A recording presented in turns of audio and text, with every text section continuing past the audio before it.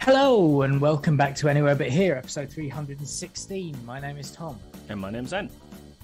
And you can find us at abhpod.com, where if you scroll down a little bit, there is an Amazon banner. Actually, it is down a bit, yeah. Where if you click on that banner, you can go through to amazon.co.uk, do your spending as you usually would if you shop with Amazon, which a lot of people do. And we get 5% of your total basket at the end. It doesn't mean you pay an extra 5%. We just take a little bit of the money that would otherwise just go to Amazon. And we use that to keep the website hosted on the internet. Yeah, the better way to support us if you want, and you get extra content for it, so it's better for you and it's better for us, is by going to the Patreon banner, which is right near the Amazon banner, and for as little as £1, $1, €1, whatever, a month, you can support us. Like I say, it's per month, so it's a recurring income. We can plan things, and you get these main episodes without this intro at the beginning. You get you may have noticed the last couple of episodes have been spoiler casts. Well, Tom recorded those a while ago. The patrons heard them a while ago, so that you get extra content. You get it early content. You get after the podcast, which are exclusive to patrons. You get to watch us have these discussions on Patreon as well, because we're doing it via Zoom, so we record ourselves. You can see us, and occasionally we will put stuff up on screen that is relevant to the conversation we're having. Sometimes we play games together. Hasn't happened in a long time, but you will get that early as well. It's just a better way for you to support us, because we get regular income. You get extra content for it. And it all goes towards keeping us on. And you're not funding Jeff Bezos' insane personal finance and wealth. Giant dildo rockets. You can find us on social media, on Twitter at ABH Pod. You can find us by searching for us on Facebook, ABH Podcast, and we're on youtube.com/ABH Podcast. Yeah, you can email us if you want as well, abhpod@gmail.com. It seems old school. We don't have a PO box, so you can't do pen and paper. We're not going that far. There's an idea for another contact channel that no one uses. I don't know what people are going to send us. That's a good point. On this episode, we talk about the conflict that's going on in Ukraine. Yeah, I'm not sure if you're aware of it. You might have. I also went to see Studio 666, the Foo Fighters film last night. So we discussed that a bit. But first, let's talk about a little bit of good news and things that we were doing a couple of weeks ago. Enjoy.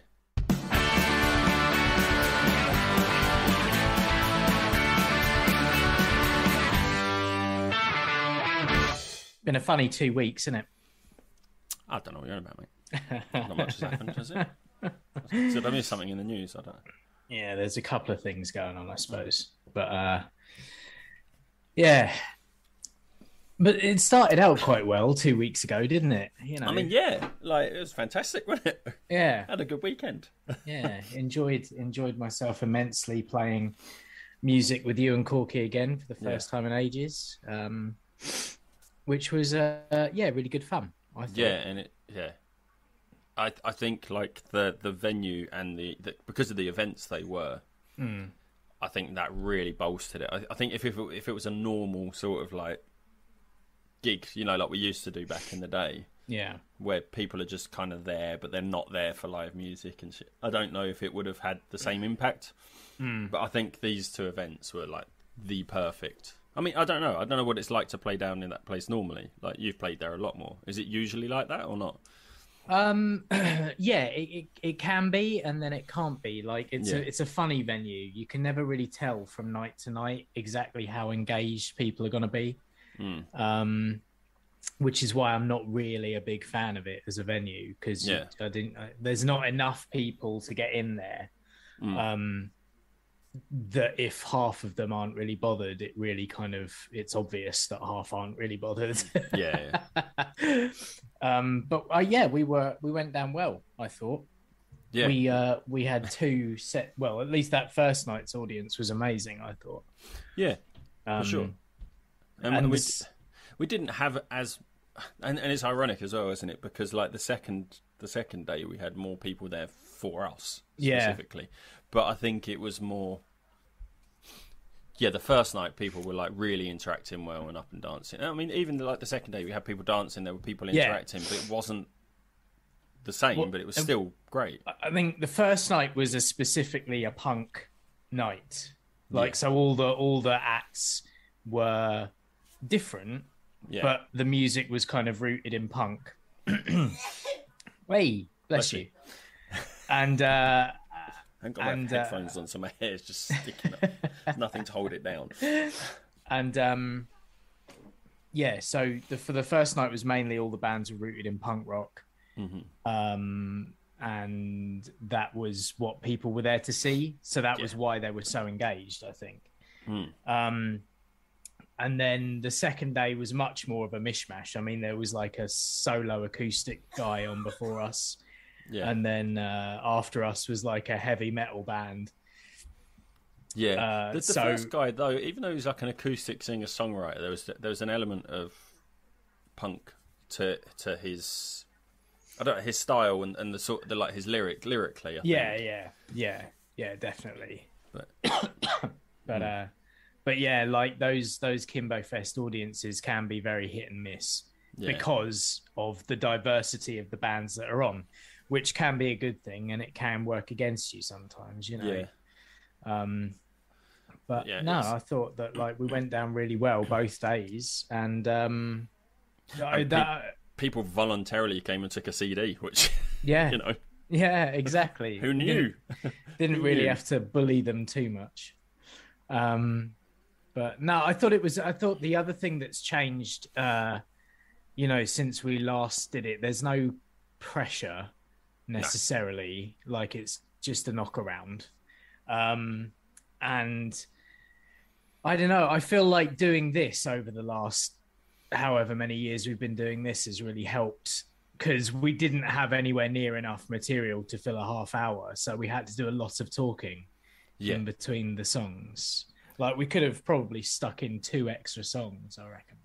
Yeah, and like you say, back then, I don't think we had. I mean, again, it's sort of like doing this. We've got that, like especially with me and you, because it used to be Corky would shout something out, and you kind of react to that. But with this, like we've got that patter, haven't we? We can bounce off we've of got each much other more of a rapport now.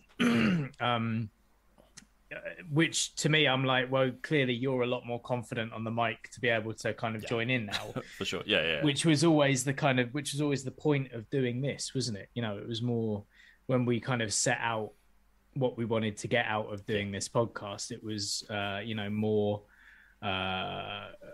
better confidence for public speaking and things like that, wasn't it? So it's weird how it all comes around. Like, it's so weird. But I think again, like you say, the pressure's off. Like, you know, back then we were trying to get people interested and trying to get people to follow us and sell CDs and blah blah blah. Whereas now it's just like, just fuck about, man. Yeah, exactly. And I think people enjoy that as well, because like I don't know how much of a fan of NoFX you are. I do like them. I mean, I've seen them a couple of times, and they don't give a shit. Exactly. Yeah. But they are also millionaires because of what they've managed to do, you know, with their record company and all the rest of it. But and live, they're like quite scrappy as well. They're not a tight band. Like they're great musicians, but because they're fucking about and just having fun, they fuck up all the time. Yeah. Like I've seen them play live 2 or 3 times, and every time I've seen them, they've had to restart songs. Because one of them has got the wrong riff or whatever it is.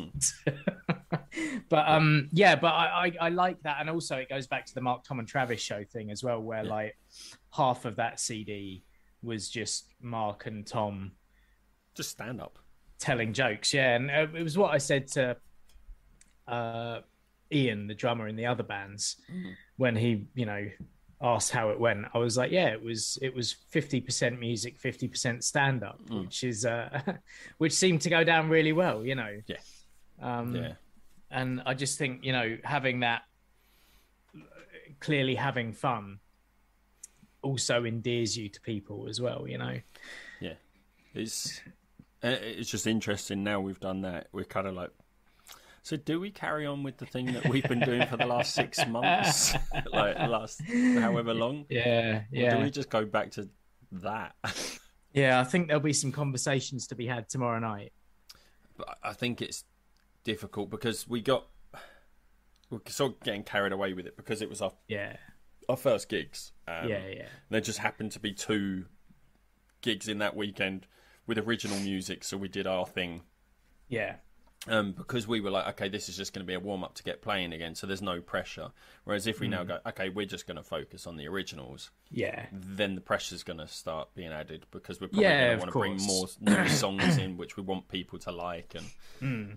But I'm up for doing that anyway. I'm kind of up for doing the kind of One Day Elliot Brothers from Another Cover approach, which is like both bands exist and do their thing. Maybe the originals band doesn't do as much as the covers band anymore because, you know... Yeah, but the covers band funds the originals. Yeah, you know, hopefully. Fingers crossed. Well, because you're more likely to get a take from the bar or a take from the door if you're a covers band. Yeah. Because you'll be the band for that night. So you're the one that's drawing in crowd because you're the live entertainment. So yeah. But equally, I dropped right back into that mindset of like chat to all the other bands. Yes. Be nice to people, and like because I think especially like Nick and Cato Street Conspiracy, he puts on when I was in Snide. I mean, the reason that I left them was because I was having a tough time, and he was booking gigs everywhere. Oh, really? And I was just like, there was one that came to a head one week where he'd booked a gig in Birmingham for like Sunday lunchtime. Oh my word. And I was like, but I work on Sunday afternoons and like I don't want to take a day off, or I'm going to have to come back from like straight away and then work in the Pig until 1 o'clock in the morning. After travelling up to Birmingham in the morning and playing a gig and then coming, And this place was a shithole as well. Like I looked it up and it was one of these kind of proper punk pubs. It was probably going to be a really good gig, but it was like, you know, all the windows were boarded up, everything was graffitied on. And I was like, I can't be arsed with that. But yeah, like he books gigs all over the place. They're playing Gateshead in a couple of weeks' time. Like he's just a machine for getting his bands played everywhere. Yeah. Which is great if that's what you want to do, but it's not really. Yeah. If you're not getting paid for it, which we weren't. Yeah. It's and that was the other thing as well. I was like, I'll do it if we can get enough to cover the petrol. And he was like, well, we're not getting paid for it. And I was like, well, I'm not doing it then. Yeah. Like, it's a fucking long way to go. I understand that if you're motivated to try and get your band out there, but it wasn't my band. Yeah. Do you know what I mean? Yeah, I totally get it. It's that thing. I mean, like we never really travelled that far, but because we didn't have the money. Really, the one time we did, the experience was less than what we expected. Yeah. Playing to a pub full of people watching the football, basically, wasn't it? Yes. Yeah, and we were off in it was a massive pub as well. Like we were off over in that end. The football was that end. Everyone was over there. We were making noise over here. Like it was like we were practicing in someone's living room while they were trying to watch telly. It was very odd. Yeah, very odd. But yeah, so I was really impressed. And pleasantly surprised. I think for sure. It's good but at the same time not surprised because I know that like, you know, we only needed 1 or 2 practices.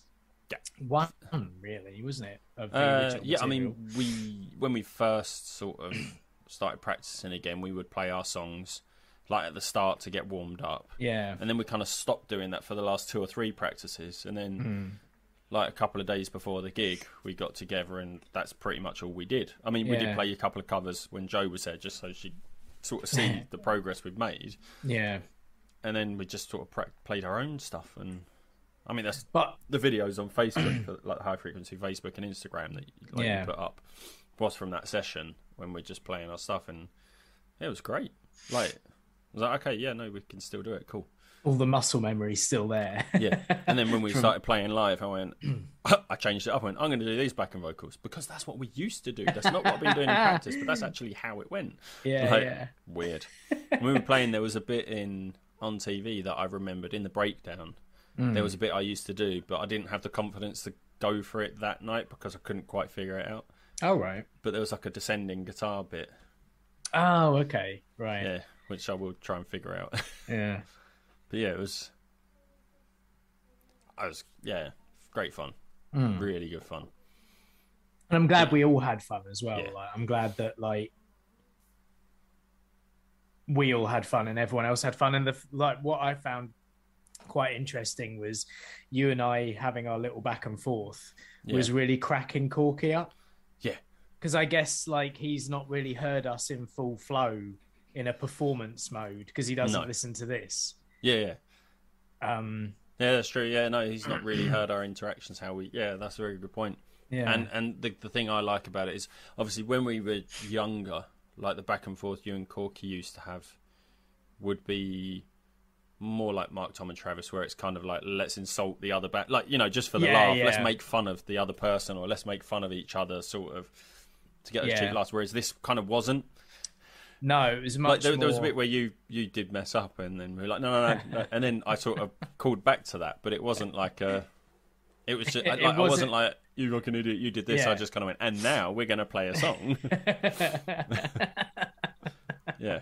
Yeah. But it was just, it's good fun. I did love it. But yeah, like you say, next practice, I think it's probably going to be a chat like, how do we proceed? Yeah, because I know that Corky went home and wrote started songs. Writing a bunch of songs. Yeah. So he's clearly been revitalized by it. For sure. I'm not 100% sure on the content of the songs. We'll just call it dusting the cobwebs off. Yeah, and we've got that relationship now where we can look at it and go, mate, Corky. Yeah, I love the music, but should we change the lyrics? Yeah, definitely. And I think it would be interesting to go over some of the other songs that we're not playing, keep the riffs and rework the lyrics or rework them into slightly different songs as well. Yeah. But again, that's a conversation for band practice. But yeah, no, I know. But yeah, so it was really great. I enjoyed the fact that we had some people actually travelled from elsewhere to see us. Well, yeah. No, I'm not just talking about Phil and Kim coming down from Reading, but they were there to see family. But they were in the area. But what I mean is, back in the day, if we'd have played in Medway, no one would have come from Maidstone. Which is only 5 miles away. People just never nobody drove. Yeah, exactly. Yeah. So it would you'd have to get on a train or lay on some sort of taxi or minibus or something. Yeah, you have to often bring people up. But yeah, no, that's very true. That is true. People did come from further away. Yeah, just to support. Which was quite nice actually. And obviously we had your daughter there as well. Yeah, Chloe came with her girlfriend. They loved it. Apparently they said... Now, this is the thing. I didn't know that this word had evolved. Yeah. Because it used to mean somebody who was attractive, but apparently the gig was fit. Yeah, I didn't know what that the band was... how we played was fit. I don't understand what that means. Okay. I just assume it's still a good thing. I hope the music was fit. I don't know exactly, but yeah, it was fit. Was what we got from Chloe's girlfriend. Apparently, Emma said it was fit. I mean, down if means. I mean, we can pretend to be down with the kids and understand what it means. But we don't. So, but it must be a good thing. She didn't say shit and was just like. Oh, that's true. Maybe just the other band were quite loud, so I could have misheard. No. No, it was but they did that thing, they really enjoyed it, and they really enjoyed the band that played after. They were really good, by the way. What were they called? Primer. Primer. Prymma. Yeah, they were really, really good. But yeah, and Chloe and Emma really enjoyed both bands. and you could tell by the way they were just sat, sort of like reclined and playing on their phones, that they enjoyed it. It did catch my eye quite often. Yeah. I was like, are they enjoying it? I don't know. This is this is kids, isn't it? You know, these days. They loved it, apparently. But and obviously Corky's other half, Becky, and his daughter Olivia. She liked it. Apparently, her favourite song was Baby Shark. Yeah, Baby Shark was her favourite song, which we didn't play. But it's kind of like, rather than, I think when I imagine Corky said, "What was your favourite song?" and she heard, "What is your favourite song?" But no, she enjoyed it. She really chatty, like really lovely kid. Just so confident and brilliant. All in all, it was really, really good. But I had to stay behind because, again, I'm the one that doesn't pack up fast enough. And and the band comes up after and goes, "Can I borrow that?" And you're like, "Oh yeah." It's just a guitar stand, wasn't it, this time round? Yeah. Like the first Saturday was the amp. But we needed to be out. So, I mean, all credit to the guitarist of the other band. He sort of like, he saw me look at my watch, I think, towards the end of their set, just to see, because we thought we had to be out of the car park by 10 o'clock. That's what it said somewhere, but there was loads of cars left, so I'm not sure about it. But he saw me checking my watch, so as soon as he finished, he like unplugged everything and just dumped the amp at the front of the stage for me. I was like, "Thanks very much, mate. Yeah, cheers. Right, see you later." Yeah, cheers. Fucking run. And in the other band, I was like, "Oh, was there a guitar stand?" And he goes, "Yeah, moved it over there. Can we borrow it?" I'm like, "Yeah, I guess." I mean, I wanted to sit around and kind of watch the next band because I always like getting there early enough to kind of get into the gig. Yeah. Then to kind of decompress afterwards and watch the next band at least. But everyone else kind of scarpered. Yeah. And Joe took that as a sign of being like, well, everyone else is going, so let's go as well. And I'm like, which is, and she was driving, so you kind of had to. Yeah. I mean, I could have stayed there and walked home, but it's not really happy wife, happy life, you know. Yeah, well, for sure. So, I mean, we could have offered a lift home, but there wouldn't have been really room, to be fair. No, exactly. And that's the other thing as well. Like, had it been the previous night and I wanted to stay a bit longer, and we weren't in a car park that was going to shut at 10, could have done, then it's just it is what it is, unfortunately. But she came down to support, so it's like, fine, I appreciate it. So you've seen us this many times. I think that will probably be the last one she comes to see, though, because she stopped coming to see me in Swamp Stomper. She won't see me in Sham 69 because she doesn't like the kind of people that turn up to those shows. Old school Larry punks. Proper old school punk. She's seen me play one of those. She doesn't like I say, she doesn't really come to the others anymore. It's not such a rare occurrence for me to be playing live. I suppose it is that, and it's kind of like, well, he's got his thing. It's that it gives me some time to watch crime dramas and documentaries while he's out. But I don't know, I mean, it's great. I'm sort of definitely looking forward to more and more, and well, this was the thing, like having a sort of decent job where it's like a 9 to 5 Monday to Friday. It gives us more opportunity, because before, what was it? So I was at TJ Hughes before, so it was like early start, so we couldn't really do midweeks. And some weekends I'd be working on the weekend, like 7 o'clock starts they were. So it's like, it's a bit like, let's not do a gig and then have to go to work the next day. And then I started working in the factory after that. Was it directly after that? Did I have a job in between? I can't even remember what work I've done now. But either way, working in the factory, which was shift work. Which, was like 6 o'clock starts or 10 o'clock finishes, which made it difficult. Now it's like Monday to Friday, 9 to 5. Most weekends pretty good. Even if we have to do a midweek one, start at 9 o'clock. So it's like not too bad. As long as it's not travelling too far. But it's... Well, this is the thing. When I said, to get us back in the kind of swing of things, I'll see if I can find us a gig. And then within a week, I had one. and then somebody got wind of it. Yeah. Hey, can you fill in for this? Exactly. So it was just it was serendipity really that it came about so quickly, and then the second one came out of nowhere. Was that Kimbo just saying to you, like, I know you're in several bands, have you got one that can play? No, Kimbo, I messaged him and was like, have you still got slots open for Winter Kimbo Fest? Expecting that he probably wouldn't have. Yeah. I was like, it's me from Swamp Stomper and God. I've got this other band that, is starting back up again and we want to get gigs.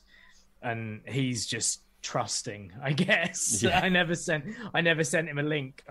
He didn't know what kind of band we were. He was just like, yeah, sure. What time do you want? Brilliant. Right? He loved it though. He did, yeah. Oh, that was Kimbo Fest. Sorry, I'm thinking Nick was the last minute one, wasn't it? Yeah. Was that one the have you got a band? What I sent him a message as well because I knew that he does the Stomping Ground promotions, which is the one that put on that night. Yeah. And he didn't have anything at the time, and I was like, well, just keep us in mind for anything you do in the future. And then one of the bands contracted COVID, so he needed someone to step in at the last minute, knew we were playing the next day, and was like, do you fancy our gig being your first gig back? I think that was another reason that he was like, he was like, well, no, because then you can say that a Stomping Ground one was your first gig back after a decade.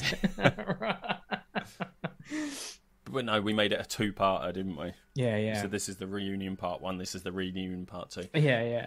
I'm sad we didn't ever get round to doing that video, which was the reunion nobody asked for, sort of thing, which would have been funny. Yeah, that's true. We should have thought about that a bit more.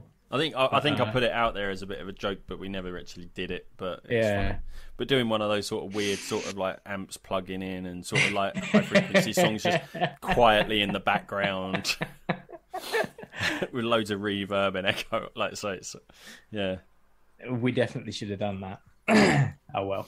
One of the Purple Turtle fucking clips with you going, "That's fucking better."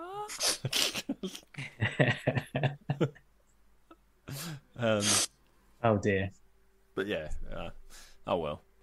But that was the thing that actually that has changed in the decade we've been away, is that people wouldn't be into it for the whole of the gig until the last two songs. Yeah. And then they get vocal. Yeah. Which is whereas why this maybe not the first, but because we finished one and went straight into the second. Yeah.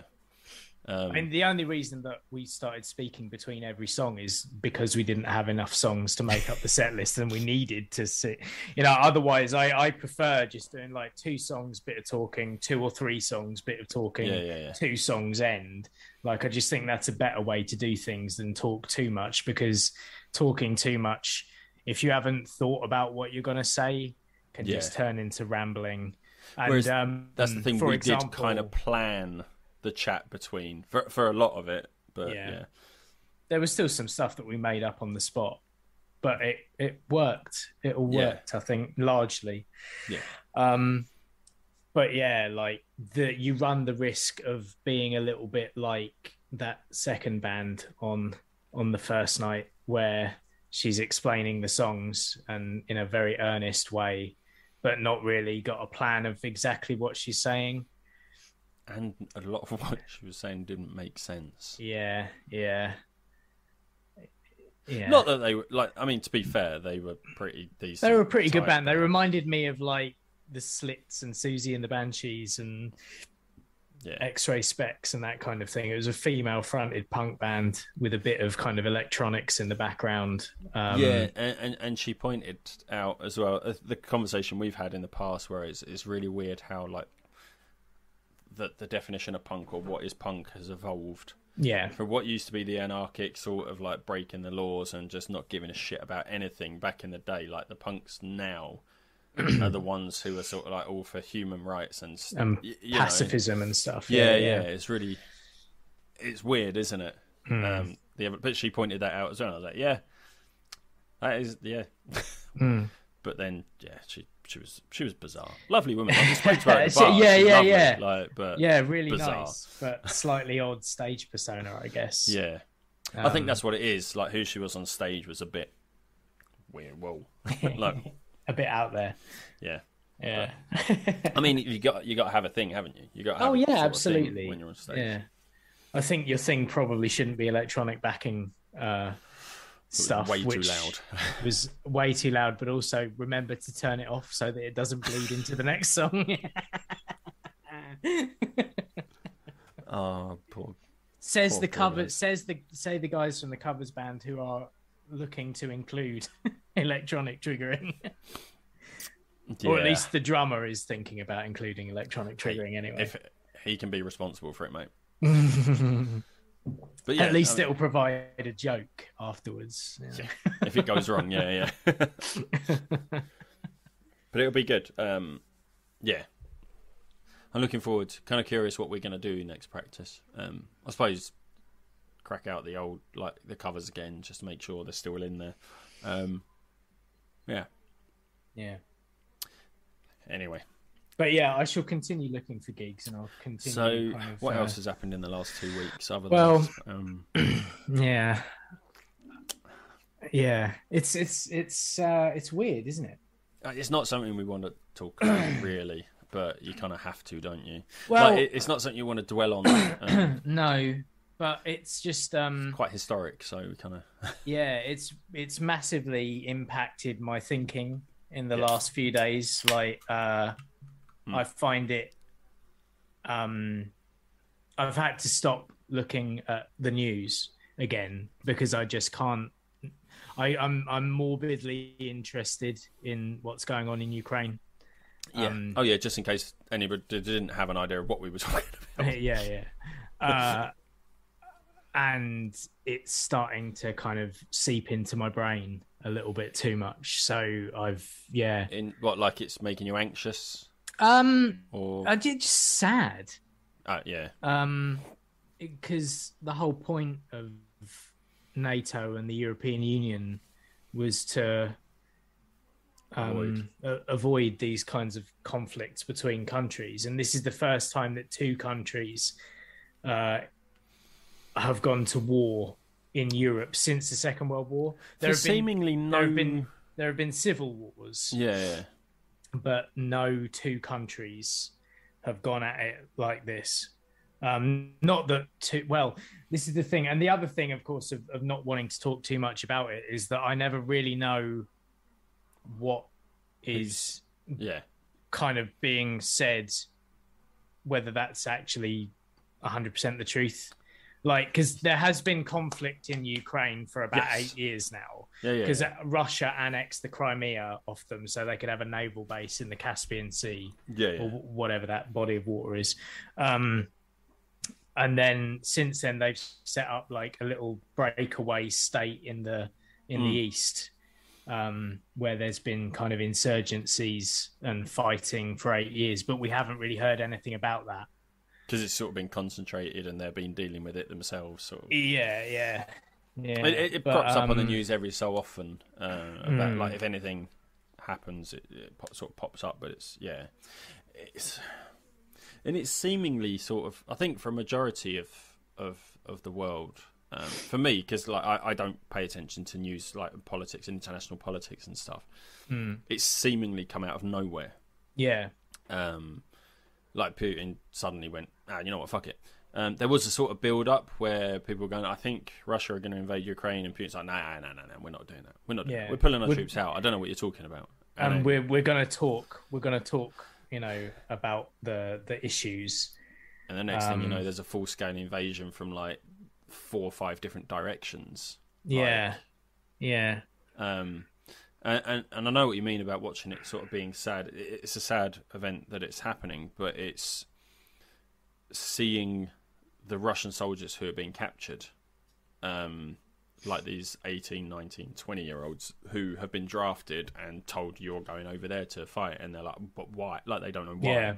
And like when you see these videos, and like, to be fair, like Ukrainians, like the civilians are capturing them. And like filming them, and they look terrified. But like the Ukrainian civilians aren't hurting them; they're not doing anything to them. as such, but they're sort of filming, and you can see that they just look terrified, like they don't know what they're doing, like flinching away. And I saw a couple of stories online that I couldn't verify of like entire groups of Russian soldiers being taken hostage and not really knowing, didn't realize that they were there to kill, and so they surrendered, or something like that. So and I was like, well, it's difficult. The other one I saw, which again, it's one of those ones where you're like, I'm not sure, was there was like a whole train, like loads of trucks and stuff that had been abandoned with lots of like army uniforms in, like, that have just been left. So it looks like the Russian soldiers have taken off their uniforms and just sort of like fled. But again, like you say, you can't really verify where that footage has come from. And like I know you've been sharing the Full Fact article where they're looking into each clip that's being shared a lot and sort of debunking or confirming it. I mean, the very next day after the full-scale invasion, there's clips coming out that have been shared for years and years and years, which are from a game called Arma 3. That's the most bizarre thing, is that some of these things are being shared. It kind of looks real, games. And it's the one where there's like a fighter plane that's sort of dodging, and it's the anti-aircraft gun shooting at it. It's fake.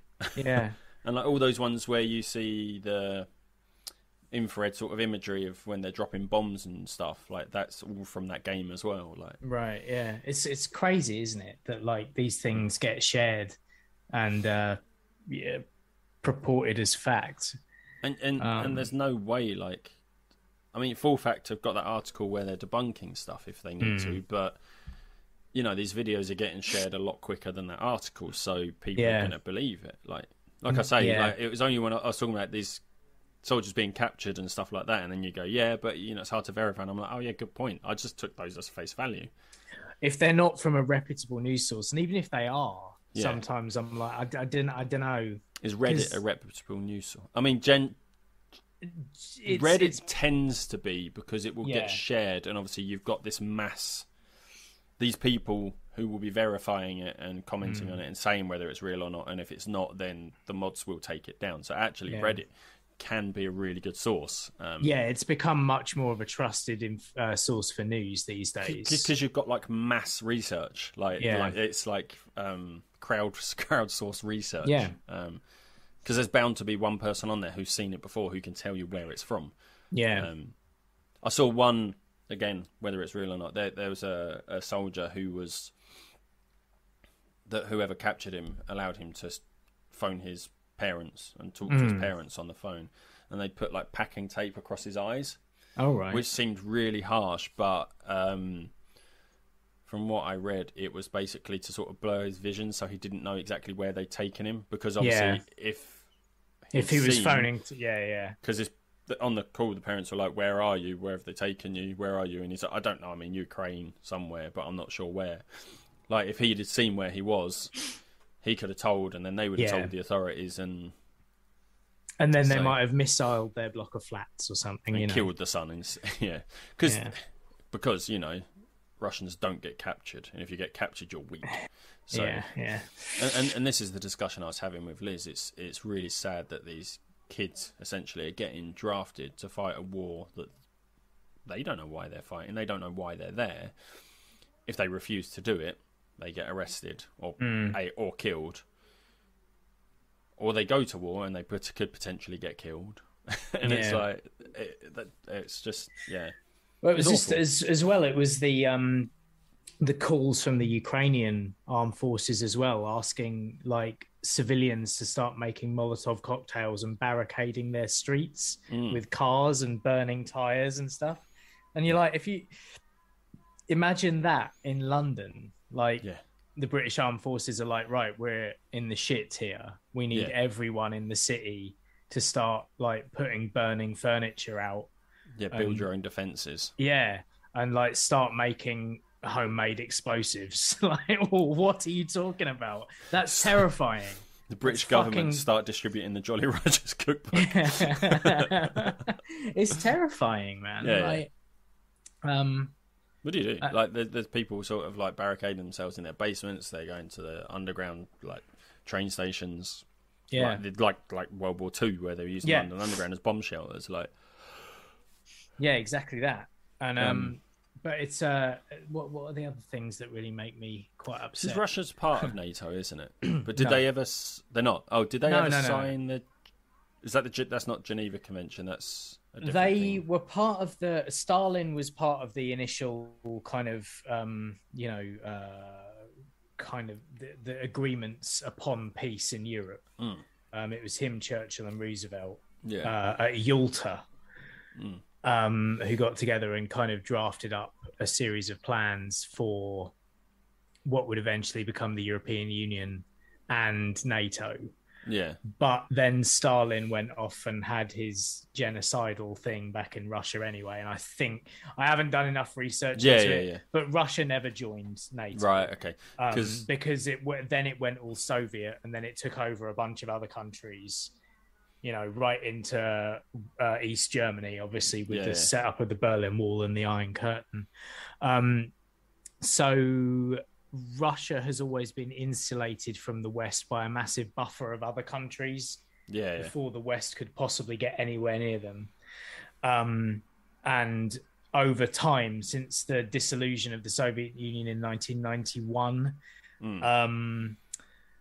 all the other satellite states like, I don't know, Yugoslavia, Bulgaria, Ukraine, all those other countries that used to be under the sphere of influence of the Soviet Union, one by one have started joining the EU, and some of them have joined NATO. And Ukraine is like one of the last ones. It's a massive country, so there's a big distance between the West and Russia, and Putin wants to keep that. So that's why he's trying to stop them joining. Despite the fact that Ukraine is a democratic, sovereign nation in its own right and can choose to do what the fuck it wants. Yeah. But he still sees Ukraine as part of Russia, hence annexing Crimea and setting up separatists in Donetsk.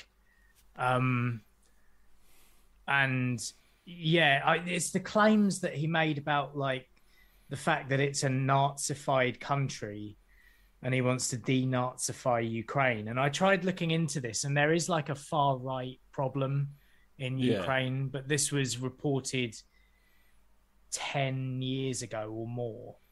I couldn't find anything more recent than about 2008. Couldn't find anything to substantiate his claims. No, but I was like, well, there's got to be a reason he's saying it, surely. Like, and I tried to find out, and I just couldn't really. Because again, I just think it's such a weird thing to invade a country under no pretense. Like, there's no real reason other than to take it for yourself. And do you know what's sort of come to mind for me that sort of it could be a quite a terrifying thought, to be fair? It's like he's just like, obviously, could this be the start of something bigger? Well, this is the reason that no one else is fighting that war.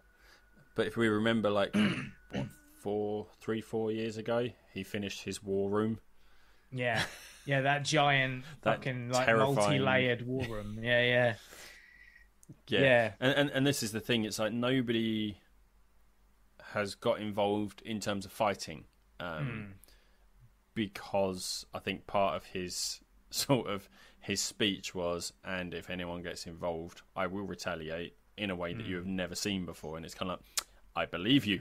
Yeah. So nobody else is fighting. I mean, what we've done so far is like we're freezing like Russian assets and blocking out any transactions to do trying to hit the economy rather than so that if you cut off their access to funds, other than the funds that they've been stockpiling in the Kremlin for years, knowing that something like this would happen eventually and they would need funds, they can't say take money back from other economies in which they've got tons of money anyway, like London, for example, where Russian billionaires and oligarchs own like 80% of the buildings in London. Yeah, I mean, Roman Abramovich has given up his claim on Chelsea, hasn't he? Like, he's given it to stakeholders or a charity or something, isn't he? which is quite a nice thing. Like, rather than trying to I money don't from know. it. I don't know how it's set up, but I'm not sure. I haven't read into that properly, whether or not he did that by choice or whether he's had to do that. Do you know what I mean? Was he fired? Was he pushed? That sort of thing, yeah. Yeah. It's like the Haas Formula One team. They're an American-based team, but their sponsor is a Russian. I think it's like a fertilizer company or something. It's ridiculous, but it's like it's a massively rich company, and also the business owner's son is a driver in this team. Oh wow! They took down the sponsorship off the car on the third day of testing on Friday, the day after it all kicked off, and now there's questions as to whether the driver Nikita Mazepin will have a seat with the team next year, because it's an American team. And he already doesn't drive under the Russian flag, because Russian athletes aren't allowed to compete under their own flag anyway. But now they're thinking that, I mean, they've taken the sponsorship off the car. I don't know whether that means that they're not sponsored by that company anymore. Or, yeah. You know, it's so there's a lot of things there. And also there's like the Champions League football that was supposed to happen in St. Petersburg has been taken away. It's going to happen in Paris. Poland are no longer playing Russia in a World Cup qualifier this week. And the Olympic Committee is trying to get all Russian athletes, even the clean ones, taken off of the athletics program. And they reckon that actually might have a really big impact on regular Russians who are like, oh, fuck this, there's no sport. Yeah, I mean, it's being reported that a lot of Russian civilians are going out and protesting the war anyway, because nobody wants it. This is the thing. Well, no, because it's not Russia against anyone else. It's literally Vladimir Putin wants the Ukraine for himself. Yeah. It's an unpopular invasion. It's like, how can it be like the 21st century and there's still the people are still trying to invade other countries like that? We should be so much more scale. I didn't think that future warfare would involve troops on the ground and tanks and shit. I assumed it would all be done by drone. Yeah. Do you know what I mean? Yeah, I mean, there's massive reports. Again, I haven't looked at the full fact article a lot, but there's reports flying around that there's been way more Russian casualties than Ukrainian, by 10 times. Like, it's mad. Yeah. There's been thousands of Russian troops killed and only less than 200 Ukrainians. Yeah, because I suppose in a way it's a little bit like going into a kind of Vietnam situation where the people defending have much more of an understanding of the terrain than the attackers. Maybe that's it. I mean, I've also heard the attackers don't want to be there for the most part as well. Yeah, there's certainly that as well. And from what I've been able to glean over the last couple of days, and especially this morning, just in case we were going to touch on it, just in case, is that actually, I think most people expected Russia to just roll in and take it. Yeah. But they haven't been able to advance anywhere near as far as they were expected to, and were also expecting to. Yeah. And this has kind of slowed down things somewhat. I wonder if it's a case of when you watch an FA Cup match and a Premier League side goes up against a non-league side, they kind of put their B team in because they just didn't expect much resistance. And actually, I wonder if it's a bit like that. Let's get all the new drafts in because it's fucking Ukrainian. What are they going to do, mate? Exactly.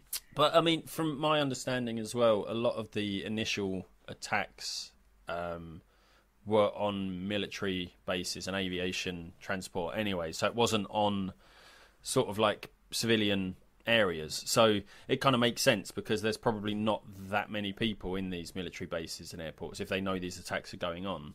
I mean, but they're still going to meet resistance. Yeah. Whereas if they'd actually attacked civilians, the casualties in Ukraine would be way worse. Yeah. Although they are missiling tower blocks and Well, I saw one when the first tower block was hit.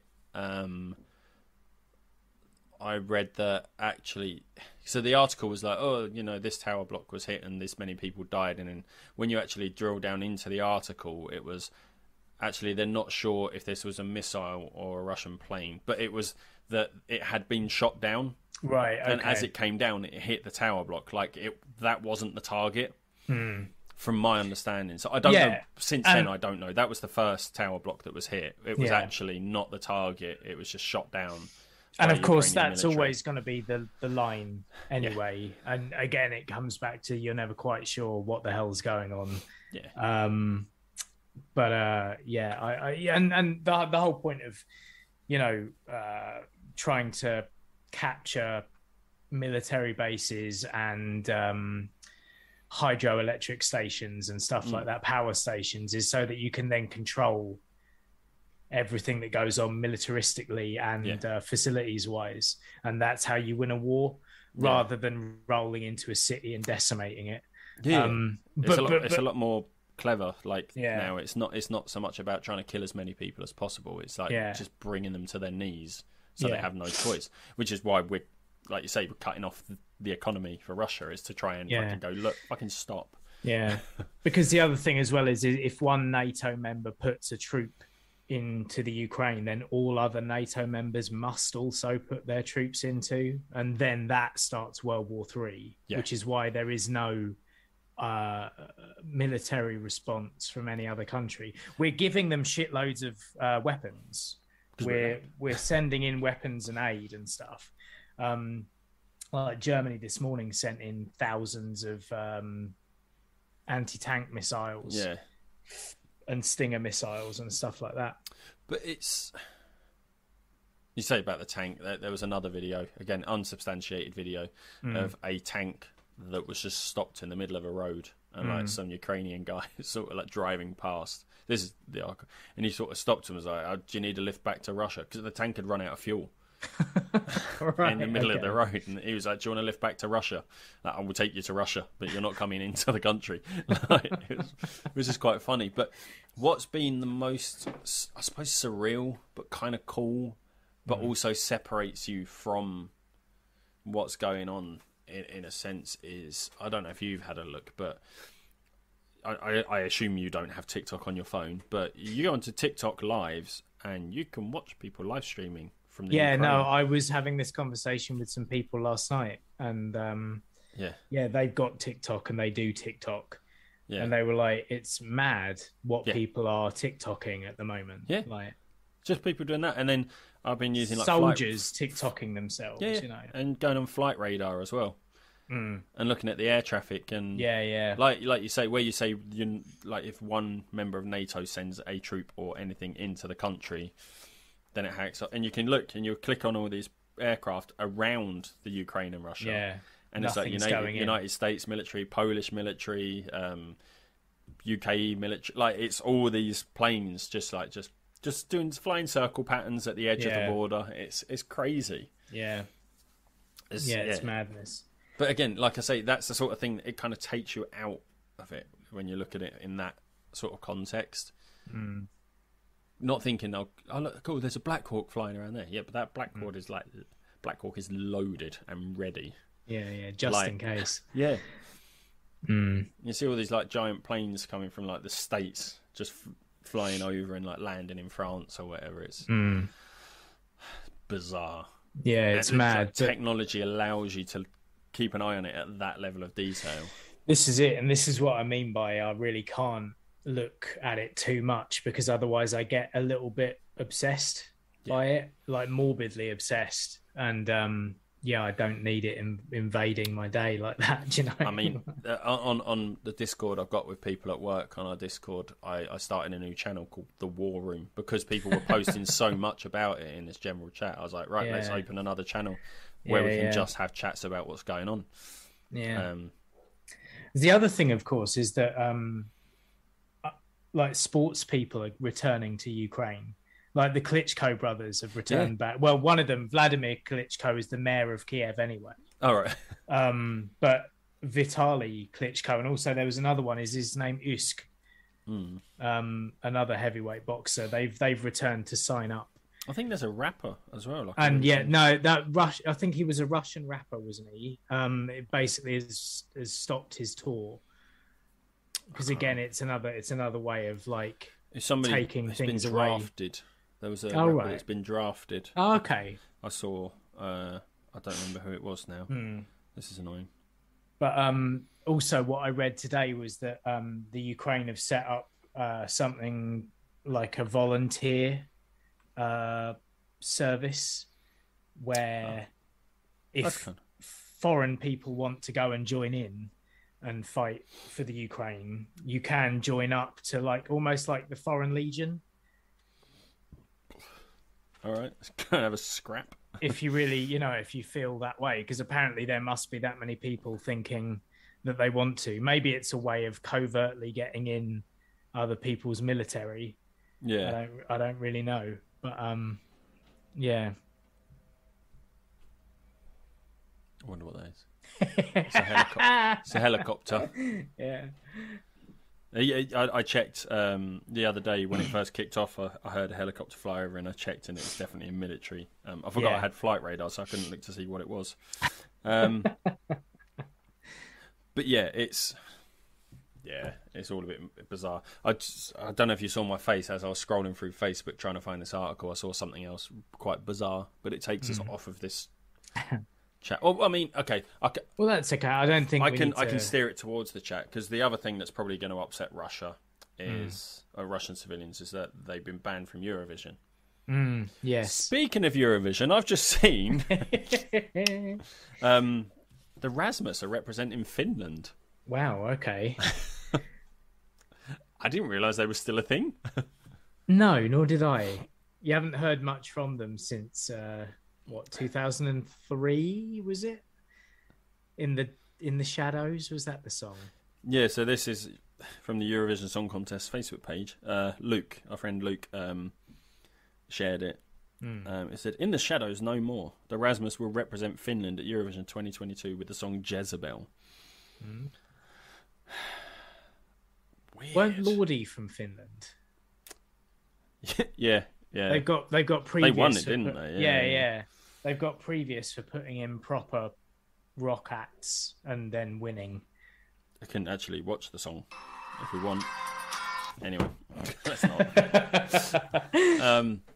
Yeah, that's a bizarre. And like you say, like it's been a weird 2 weeks. Like we got back together, like played our first gigs, which is kind of surreal but really cool. Obviously, the Russia-Ukraine conflict, the Rasmus being announced for Eurovision, apparently still being a band, and then Foo Fighters released a film. Yeah. I wanted to talk to you about this, so I haven't been able to get to see it yet. Was it only out for one day, or? I don't think so. No, because it's Cineworld, annoyingly. Yeah, and there was only one showing at the Odeon yesterday. I don't know if it's on anymore, but I think it was. If it was one day showing, that's amazing that I got to see it. It was an incredible. I know it got a really, really limited release, and I have a feeling it was only for just the one day, but I couldn't get to it. I mean, to be fair, I can't remember the last time I saw a film with so many like production cards at the start. Do you know what I mean? No, it's on today at Odeon as well. Yeah. Okay. 8:40. That's what time we went yesterday, so it seems right.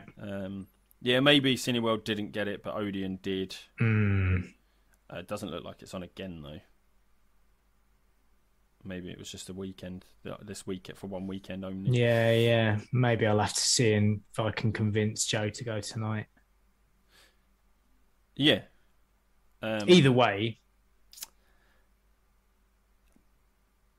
What are you expecting from it?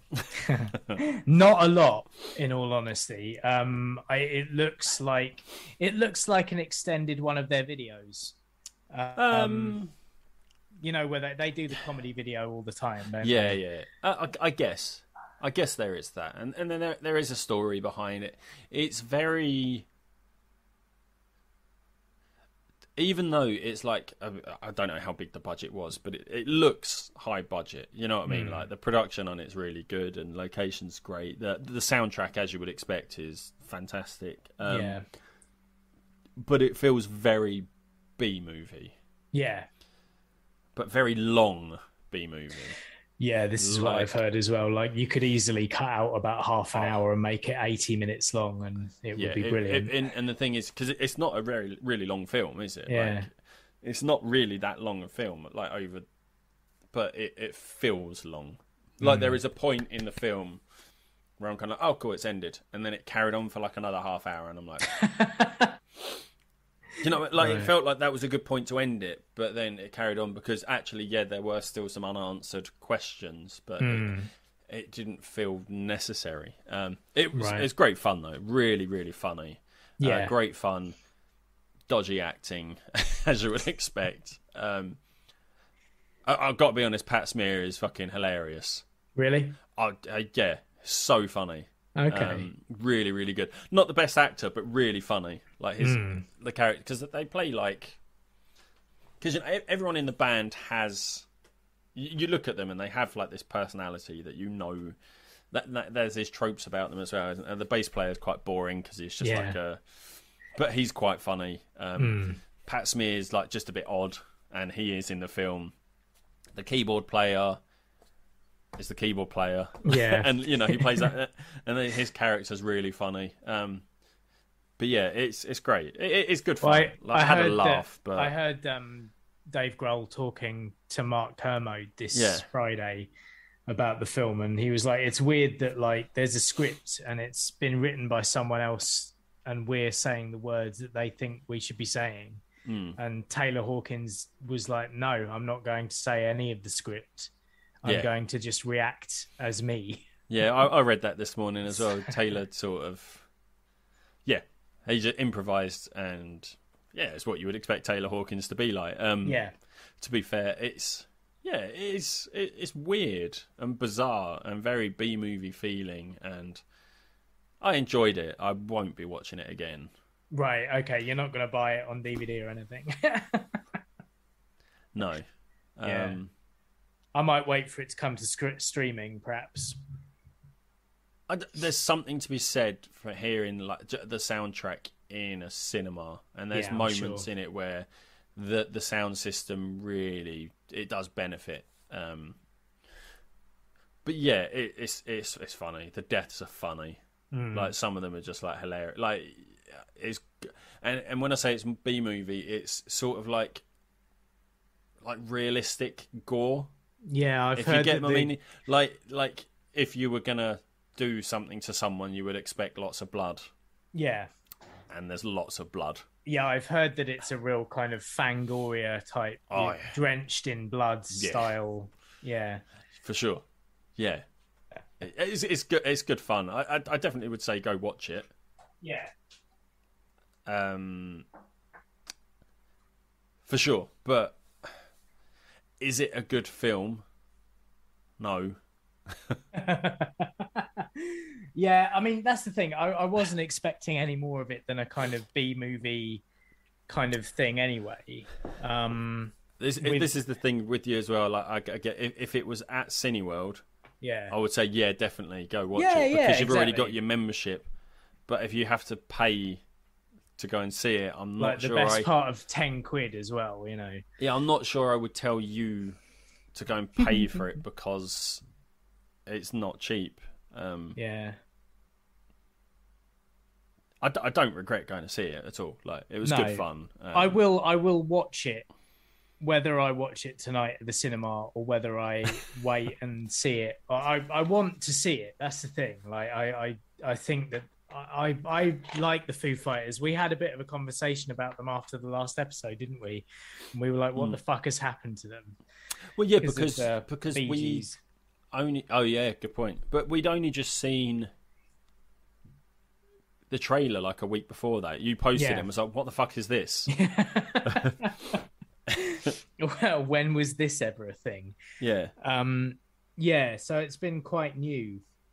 But I just think that like they've gone a bit mental during lockdown, basically, because they released that Bee Gees album Yeah. Which is just the most bizarre thing I've ever heard, because it's not even like they're doing like their own. It's not the cover Foo Fighters doing Bee Gees. No, it might as well be the Bee Gees. Like, it sounds exactly the same as the originals, more or less. It's so weird. So Studio 666 is at some Cineworlds. Ah, right.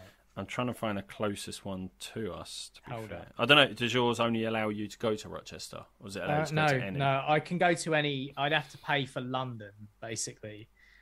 Yeah, there is some outside of London. I don't... What am I looking at? Crawley? Oh, right. Oh, hello. Basildon, Greenwich. Yeah. Yeah. But would Greenwich... Greenwich I O2, I don't know. I haven't got Greenwich on mine. I'm on the Cineworld app. Oh, and you've looked up Studios 666? Yeah, I'm looking at the film now, and it's literally... Like one screening. Oh, hold on. It's on most of next week as well. There's 12 o'clock showings in Basildon. But Basildon's a long fucking way. I'd have to go over the fucking bridge to get to Basildon. Exactly. You'd have to pay fucking toll to go and watch this film. Not that that's, a lot of money, but yeah, that's make a day of it, and it might be worth it. Yeah. If you're going over the bridge, you might as well make a day of it. Go to IKEA or something. Go to IKEA for lunch, have some of their nice meatballs, Love a IKEA meatball. Oh yeah, Swedish meatballs are great. Yeah, we've made a point of starting to buy the meatballs and the meatball gravy as well whenever we go up there, so we can. There's what supermarket is it? There's a supermarket Liz goes to, and she buys the IKEA Swedish meatballs, and we have. Those, really? But we have with like a tomato sauce, like frozen. Right. I think. Yeah. Yeah. Yeah. We have them with like tomato sauce, so really nice. It's good stuff. But yeah, it's yeah, I don't know. Would you recommend? So, Liz, conversation we're having about Studio 666 at the minute. So it's not at Cineworld Rochester because Tom's got the card. Yeah. So I'm saying to him, I wouldn't I can't recommend that he would go to Odeon to pay to watch it. I can't do that. Full price as well. I mean, I could. To be fair, I could send you some codes so you can get discount on them if you really want. Or does he go to Basildon to watch it at a Cineworld? No. It's not worth going to Basildon. She's a massive Foo Fighters fan as well. Yeah, she's saying like, nah. Crawley. Fair enough. I'll see what happens. But no, there's no reason to go to Crawley. There's no reason to go to Crawley. You can't even make a day of it. Like, there's nothing. At least, like I say, at least with Basildon, you could possibly make a stop at IKEA. Yeah, get some meatballs. That's where the conversation started. Yeah, exactly. There you go. You see, everyone thinks the same. Oh yeah, and the tea lights. A bag of tea lights. 100 tea lights. Always. Yeah. So there's that. I mean, it's a shame. I do want to talk to you about it because it is funny. It's enjoyable, but well, I'll see what I can do, and then maybe we'll do a spoiler cast later on in the week or something. Yeah, it's just one of those things. It's like, I can't recommend it, but it's a good laugh. Yeah. Yeah, it's quite good to see the other members get a bit of screen time as well. Like, thing is, I kind of know the plot anyway because it's not a secret, is it? Really, no. It's like because it's all in the trailer. Yeah. Like they go to a house to record their 10th album. Yeah. Dave Grohl gets possessed. There was a band that performed there and fell apart under musical differences. Yeah. But Dave Grohl is possessed, then offs the other members of the band one by one and goes solo. Kind of, pretty much, yeah. Yeah.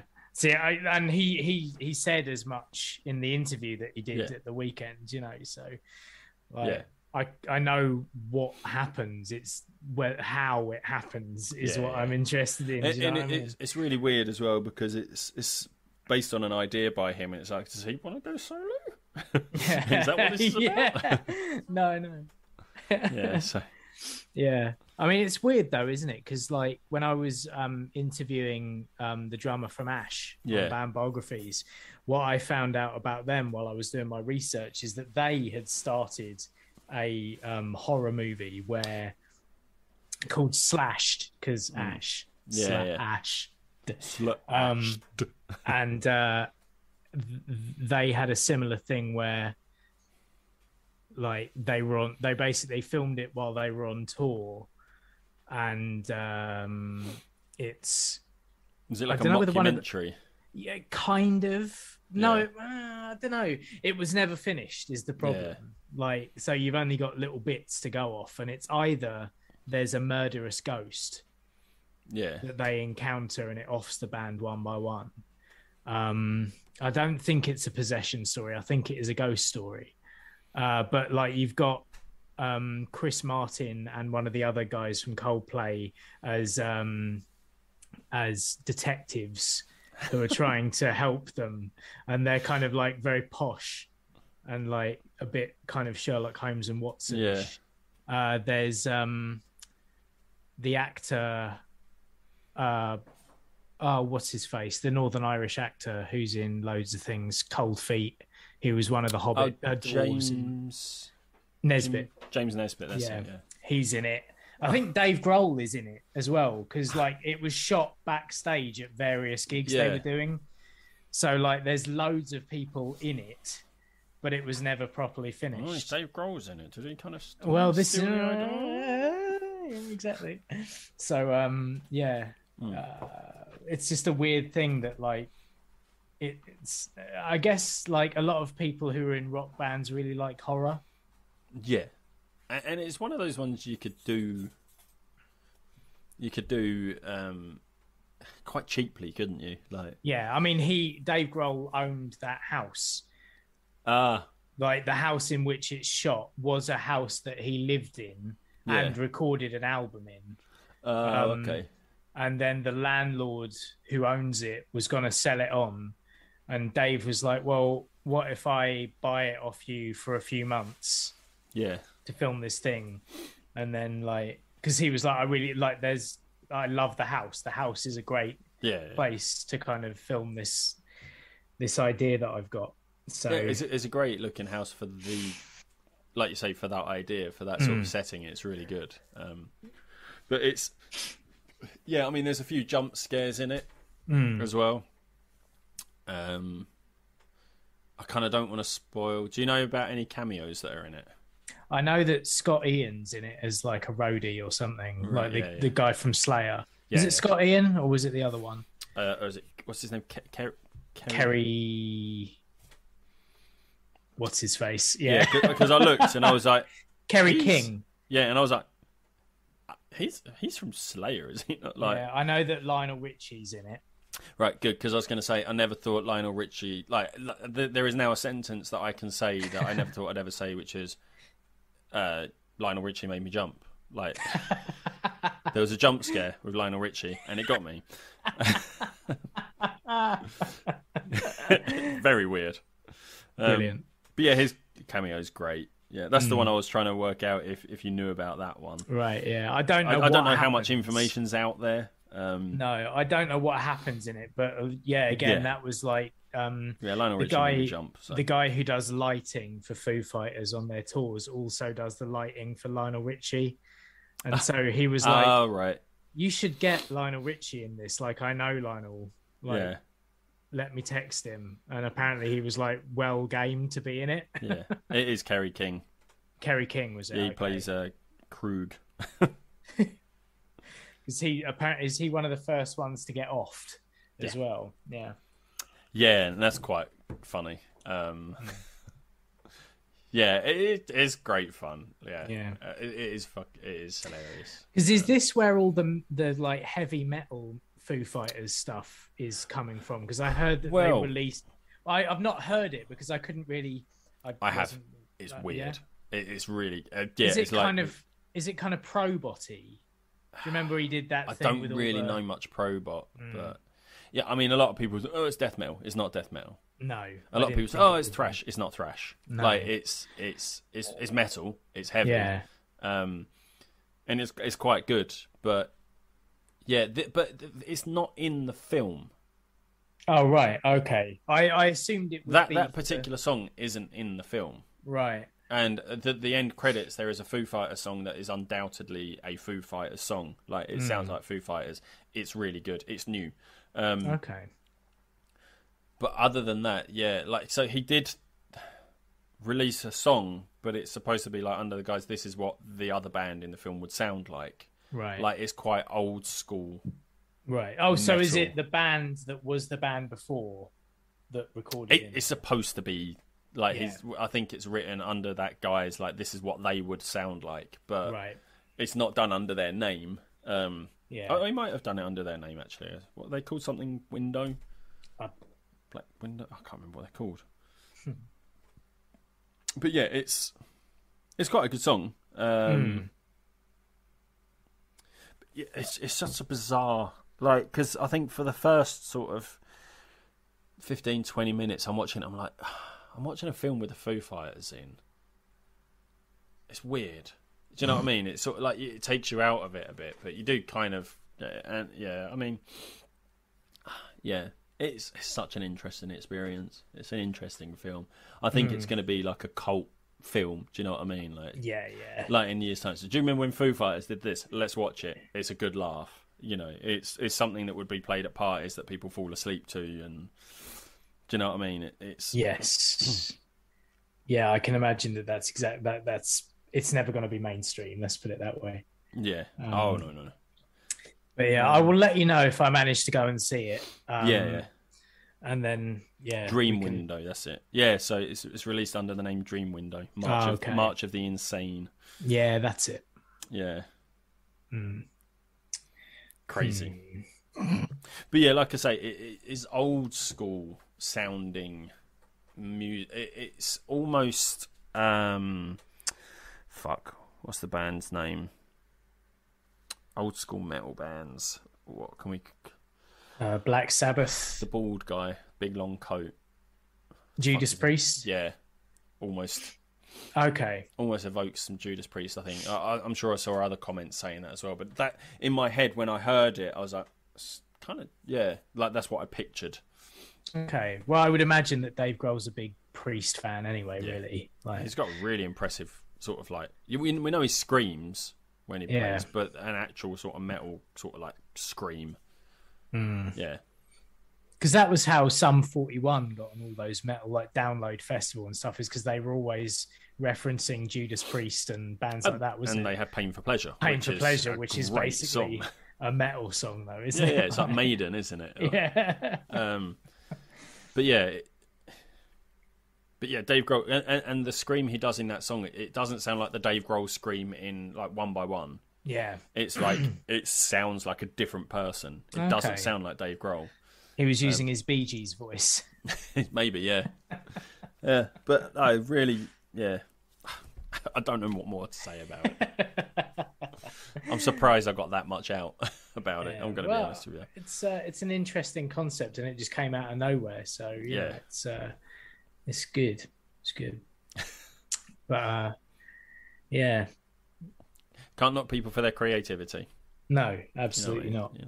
No. But I think that's about it for this month. Yeah, it has been a month, hasn't it? Basically, because we put out spoiler cast. Yeah, the spoiler cast went out. Yeah. It's the music and the madness, isn't it? Yeah, there we go. That's all that's happened. I wrote that down a little while ago. I would. So we didn't forget the title. Yeah. And you had to say it in the episode to make sure we got the title. Yeah. There you go. Yeah. We can use it now. Bring it to a close. But hoping that everyone else is kind of staying sane in this moment. And if not, and you want to chat about things, then by all means get in touch. Yeah, for sure. And we'll try and that's the point of this podcast, is trying to make sense of the insanity, whether it's geopolitical stuff or the Foo Fighters covering Bee Gees. We don't understand any of it, but we try our hardest to make sense of it all. Yeah. Brilliant. So until next time, I have been Tom. And I have been Ant. Or am I Corky? I don't know. Who knows? Bye. Bye.